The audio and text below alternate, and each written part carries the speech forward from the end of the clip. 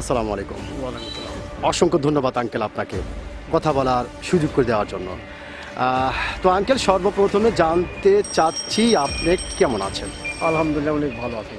আলহামদুলিল্লাহ যে আল্লাহ পাক আপনাকে ভালো রেখেছেন। তো আঙ্কেল, আপনার নামটা জানতে পারি? অবশ্যই। বলেন তো। মোহাম্মদ আতাউর রহমান খাজানা।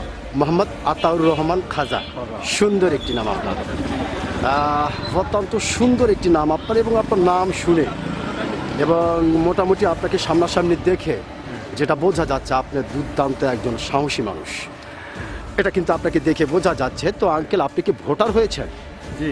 ভোটার হয়েছেন। কোন দেশের ভোটার হয়েছেন আপনি? বাংলাদেশ। বাংলাদেশের। অসংখ্য ধন্যবাদ যে আপনি বাংলাদেশের ভোটার হয়েছেন। তো আঙ্কেল, যেহেতু আপনি বাংলাদেশের একজন সচেতন নাগরিক এবং বাংলাদেশের একজন ভোটার, তো সেই ক্ষেত্রে এই বিষয়টি আপনার কাছ থেকে জানতে চাচ্ছি যে এইবার বাংলাদেশের সরকার কে হতে পারে, জাস্ট আপনার আইডিয়া। আইডিয়া যাই হোক, বৃহত্তম বড় কোনো দল নাই। বৃহত্তম দল এখন হচ্ছে বিএনপি এবং জামাত।